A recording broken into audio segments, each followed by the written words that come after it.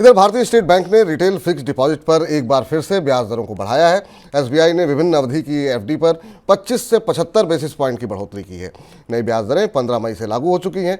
SBI ने ब्याज दर बढ़ाने से बैंकिंग इंडस्ट्री में फंड जुटाने के लिए अब प्रतिस्पर्धा और बढ़ेगी। बैंक ने रिटेल और बल्क दोनों फिक्स डिपॉजिट पर इंटरेस्ट रेट बढ़ाया है।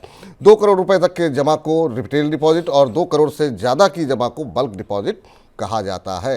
सर, ये एफडी पर लगातार ब्याज बढ़ना क्या इंडिकेट कर रहा है? बड़ा दिलचस्प एफडी का बाजार हो गया है। अगर आप एफडी में पैसा लगाना चाहते हैं या अपनी बचत करना चाहते हैं तो जरा इस पूरे विश्लेषण को ध्यान से सुनिए। एसबीआई 5.5% के आसपास की ब्याज दर दे रहा है और इस पर काफ़ी हल्ला है कि एसबीआई ने एफडी की रेट बढ़ा दी है। आपको पता है भारत के जो 10 स्मॉल फाइनेंस बैंक हैं उनमें एफडी पर रेट 9.5% तक पहुंच गई है। और एक तरफ भारत के छोटे फाइनेंस बैंक हैं जो 7%, 8% और 9.5% तक की रेट दे रहे हैं। Small finance bank senior citizens को अभी ताजे आंकड़े के मुताबिक 9.50%, 9.5% की इंटरेस्ट रेट दे रहे हैं यदि उनके पास 1 साल से 10 साल तक की बचत रखी जाती है। तो कहां स्मॉल फाइनेंस बैंक और कहां एसबीआई जैसा बड़ा बैंक? एसबीआई क्यों इतना ब्याज दर नहीं दे सकता? क्योंकि एसबीआई के लिए इस ब्याज की लागत को उठाना, चुकाना बेहद मुश्किल हो जाएगा और यही बाजार की बड़ी प्रतिस्पर्धा है।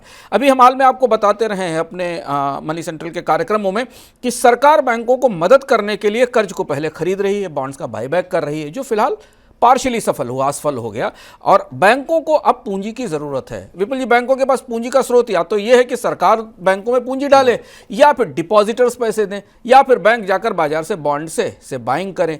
डिपॉजिटर्स को बुलाने के लिए अब बैंकों के पास दो बड़े जो बैंक हैं भारत के सरकारी बैंक, उनके सामने 2 बड़ी चुनौतियां हैं। एक ये कि जो चतुर सयाने लोग हैं उन्होंने एफडी से निकालकर शेयर बाजार और म्यूचुअल फंड में पैसा लगाना शुरू कर दिया।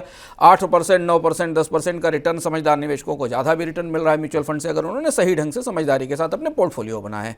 तो दूसरे जो और इसके अलावा जो बाजार की जोखिम में नहीं आगे जा सकते हैं, उन्होंने स्मॉल फाइनेंस बैंक के पास जाना शुरू कर दिया है। जहां आपको एसबीआई में पैसा रखने पे 5-5.5% मिल रहा है और वही स्मॉल फाइनेंस बैंक पर चले जाइए तो 7 से 7.5% मिल रहा है। तो भारत के जो मुख्य धारा के मेन स्ट्रीम के बड़े बैंक हैं, सरकारी बैंक हैं, उनके सामने डिपॉजिट्स का सूखा पड़ गया है और इसलिए एसबीआई को अब ये एफडी पर ब्याज दर बढ़ानी पड़ी है। लेकिन एसबीआई जैसे बैंकों के लिए मुश्किल ये है कि वो एक सीमा से अधिक ब्याज दरें एफडी पर नहीं बढ़ा सकते, ब्याज डिपॉजिट महंगा नहीं कर सकते, क्योंकि उनको उनके क्रेडिट के पर मिलने वाले रिटर्न और मार्जिन्स पर इस पर असर पड़ेगा। तो ये जद्दोजहद बेहद दिलचस्प होने वाली है अगले कुछ महीनों में, जब भारत में small finance bank, mutual fund मिलकर एफडी बाजार से सरकारी बैंकों को पीछे धकेल रहे होंगे।